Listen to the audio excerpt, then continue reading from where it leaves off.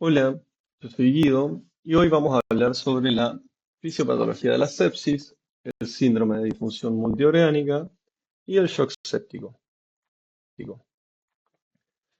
El objetivo principal de esta clase es que podamos comprender los mecanismos fisiopatológicos involucrados en estas patologías. Primero vamos a revisar unas definiciones o conceptos. La noxa es un agente capaz de dañar al organismo, puede ser de naturaleza infecciosa o no, y su rol es desencadenar una respuesta biológica. La bacteriemia es la presencia de bacterias en sangre. La inflamación es la respuesta inmediata y temprana a un agente lesivo. Después tenemos la sepsis, que en consensos anteriores al de sepsis 3 de 2016 se definía como una infección con una respuesta inflamatoria sistémica. Pero después se eliminó esta definición y se propuso una diferente, enfocada más en la disfunción orgánica. Pero el SIRS sigue siendo usado como marcador de inflamación, pero ya no forma parte del diagnóstico como antes. Después tenemos la definición actual de sepsis. Es una disfunción orgánica potencialmente mortal causada por una respuesta desregulada del huésped a la infección. Esto que nos dice que no es en realidad la infección la que causa el daño, sino la respuesta del huésped o del organismo ante ella. Después tenemos shock séptico, es la forma más grave de esta enfermedad, caracterizada por anomalías circulatorias, celulares y metabólicas que no corrigen, que persisten a pesar de una adecuada reanimación con líquidos. Y tenemos el síndrome de disfunción multiorgánica, que es una condición grave de esta enfermedad, caracterizada por la alteración de dos o más sistemas orgánicos en pacientes muy enfermos. Entonces, ¿qué es el SIRS por sus siglas en inglés? Es el síndrome de respuesta inflamatoria sistémica, que es un conjunto de signos fisiológicos que reflejan una inflamación generalizada que no siempre está relacionada a una infección.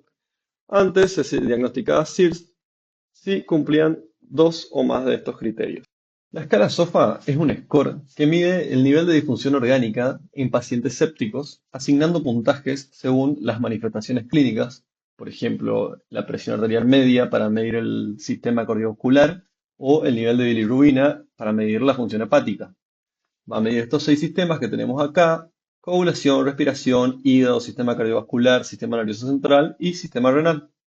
El Quick SOFA es una versión más simplificada del SOFA que sirve para evaluar en sepsis temprana o sospecha de sepsis mediante tres criterios solamente para hacerlo de manera más rápida: una frecuencia respiratoria mayor a 22, estado mental alterado y la presión sistólica menor a 100. El estado de la conciencia lo vamos a evaluar con la escala de Glasgow, que puntúa de 3 a 15, valorando tres parámetros: la apertura ocular, la respuesta verbal y la respuesta motora. Un puntaje de 15 nos indica que un paciente está completamente alerta, mientras que un puntaje de 3 corresponde a un coma profundo. Bueno, acá tenemos un esquema con el que vamos a ir viendo justamente cómo se va desarrollando esta patología. Iniciamos con una noxa, que para que sea una sepsis tiene que ser de origen infeccioso.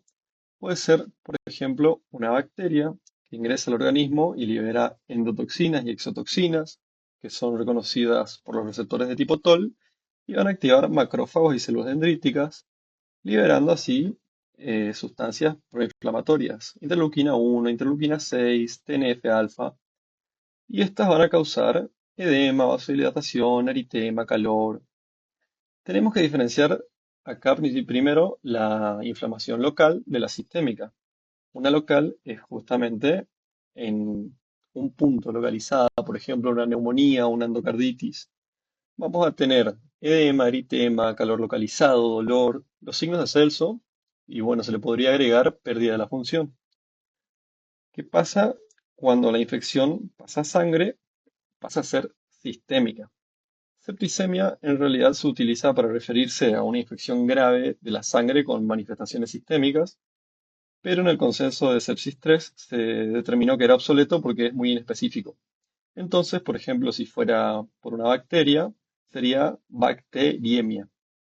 La inflamación sistémica, entonces, Causa liberación de citoquinas, activación del complemento, liberación de óxido nítrico, activación de la coagulación. El problema es cuando esta respuesta inflamatoria sistémica se vuelve excesiva y pierde el control. La inflamación se generaliza y afecta a tejidos que antes no estaban infectados.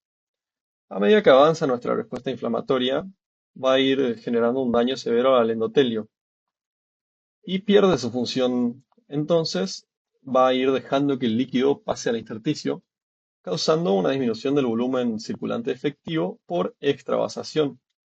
Entonces, tenemos una disminución de la volemia. Pero como no es una hemorragia, la que nos está causando la pérdida de volumen, se dice que es por redistribución del flujo. Por eso justamente se dice que el shock séptico es de origen distributivo. Al mismo tiempo se activa la cascada de la coagulación, causando la generación de microtrombos en la circulación y una trombosis que puede afectar a distintos órganos, y esto lo llamamos coagulación intravascular diseminada. También puse hemorragia en el esquema porque al haber trombosis se van a estar consumiendo los factores de la coagulación y las plaquetas, y entonces en otros vasos vamos a tener hemorragias que justamente no pueden coagular porque no tenemos factores de la coagulación. No puse en el esquema que la sepsis va a generar una respuesta inflamatoria, pero también una respuesta antiinflamatoria compensadora. Las células del sistema inmunológico sufren apoptosis y se liberan citoquinas antiinflamatorias como la interleuquina 10, y entonces disminuye aún más la capacidad de defensa. Otra consecuencia de las citoquinas es el estrés sobre el metabolismo de las células, porque aunque muchos tejidos sí reciban oxígeno, las mitocondrias, que son las que se encargan de producir energía, no la pueden utilizar bien por el estrés oxidativo que están sufriendo, causando una disfunción mitocondrial que las lleva a la apoptosis, y esto contribuye aún más en el fallo orgánico. Volvemos acá a la liberación de óxido nítrico, que es un importante vasodilatador. Nos va a causar vasodilatación sistémica generalizada, disminuyendo la resistencia vascular periférica. Entonces, la disminución de la resistencia vascular periférica y la disminución de la volemia se van a manifestar clínicamente bastante rápido. Vamos a tener un paciente pálido, con fiebre y pulsos débiles. Estas dos son determinantes de la tensión arterial, entonces al estar disminuida vamos a tener hipotensión arterial. Y volvemos por acá, la inflamación sistémica también genera una respuesta adrenérgica compensadora mediada por el sistema nervioso simpático, que liberando catecolaminas busca mantener la perfusión tisular y el gasto cardíaco. Pero si la patología de base no se resuelve, se activa de manera prolongada, generando daños y favoreciendo a que justamente avance hacia el shock séptico y el síndrome de disfunción multiorgánica. Entonces, tanto la hipotensión arterial como la respuesta adrenérgica van a generar una taquicardia compensadora. Pero al tener disminuida la tensión arterial, también disminuye la perfusión de oxígeno. Y como no hay oxígeno, el paciente respira más rápido, entonces tenemos taquipnea. Y va a tener también la sensación de falta de aire, que es lo que llamamos disnea.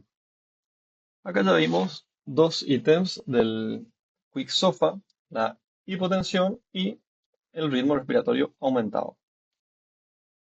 Y bueno, si no hay tensión arterial, no va a haber transporte de oxígeno, por ende vamos a tener hipoxia tisular, y esto va a generar que las células recurran a la respiración anaeróbica, generando mucho lactato, entrando el paciente en acidosis. Y esta misma también genera taquipnea, tratando de lavar el exceso de dióxido de carbono. A tener en cuenta que justamente esto es un esquema didáctico y no es que se genera una cosa después de la otra, sino que van ocurriendo muchas cosas al mismo tiempo, una empeora a la otra, y justamente todo esto contribuye al avance de la patología. Esto es para que se entienda nomás cómo va funcionando todo en el cuerpo. Entonces, la hipoxia tisular también nos va a llevar al fallo orgánico. Acá tenemos los distintos sistemas que se afectan, son todos los que entran en el score SOFA. A nivel cardiovascular, tenemos de lo más importante la disminución de la TA, se pueden generar miocardiopatías. También es importante la vasodilatación sistémica que nos produce toda esta patología. Después, en los pulmones, vamos a tener edema intersticial y alveolar debido al aumento de la permeabilidad del capilar, que puede llevar a un síndrome de distrés respiratorio agudo. En la sepsis, la bilirrubina va a estar aumentada justamente por una colestasis intrahepática que se induce por las citoquinas y la alteración de la microcirculación hepática, marcando difusión orgánica y peor pronóstico. Esto justamente es por la hipotensión prolongada, se genera lo que se llama ido en shock. Después a nivel renal, la creatinina aumenta por la lesión renal aguda secundaria a la hipoperfusión y la inflamación y se manifiesta clínicamente con anuria o oliguria. Además también las células tumulares requieren mucho ATP que no van a tener disponible por todo el contexto que está sufriendo el organismo y entonces esto también colabora a la disfunción y muerte celular. Y a nivel neurológico, puede haber alteración del estado de la conciencia o disminución del mismo por varios factores como la disfunción de la barrera hematoencefálica, la hipoperfusión cerebral, entre otros. En resumen, la sepsis nos va a generar toda una cascada de eventos que nos dañan a nivel sistémico o también en órganos específicos. Entonces es una patología bastante grave y se van desencadenando muchas cosas si no se trata y justamente al avanzar nos puede llevar a un shock séptico o un síndrome de difusión multiorgánica. Bueno, acá puse un esquema de los efectos de la sepsis, que sistémicos tenemos injuria celular, isquemia celular, apoptosis, inmunosupresión y los órganos específicos, todo lo que vimos en el esquema anterior. Y acá tenemos el shock séptico. La definición es una sepsis persistente que a pesar de la reposición de volumen adecuada no corrige. Hay necesidad de vasopresores para mantener la presión arterial media de 65 y tener un nivel de lactato sérico mayor a 2 milimol por litro. Acá puse una definición: situación de hipoperfusión tisular suficientemente intensa y duradera para causar un sufrimiento celular y por lo tanto disfunción orgánica desencadenada por la invasión al torrente sanguíneo de microorganismos o sus productos a partir de una puerta de entrada. Esto es a grandes rasgos todo lo que explicamos en el esquema anterior que nos llevan al shock séptico: reacción inmunitaria, activación de la lesión endotelial, coagulación intravascular diseminada, cascada de citoquinas, vasodilatación, reducción del volumen circulante, nos lleva a hipoxia y shock.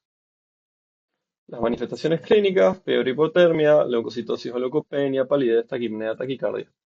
El síndrome de disfunción multiorgánica o MOTS describe la falla progresiva de dos o más sistemas orgánicos. Acá lo podemos clasificar en primario y secundario. El MOTS primario se da cuando el órgano se daña de manera directa e inmediata por un evento inicial. Podríamos usar de ejemplo una contusión en un accidente de tránsito. En cambio, el secundario aparece días después como consecuencia de una respuesta inflamatoria sistémica exagerada o una sepsis. El primario, el mecanismo de acción es el daño tisular directo al órgano. Se daña el tejido orgánico directamente en el evento. Y el secundario no es una consecuencia directa, sino es dañado por el efecto sistémico de la inflamación. Aparece de forma diferida, puede ser días después del evento inicial, y es más típico en complicaciones de después de una sepsis, o por ejemplo podría ser, como está en la tabla, un síndrome de distrés respiratorio después de una sepsis que se generó por una herida quirúrgica. Acá está la bibliografía que fue utilizada para toda esta clase.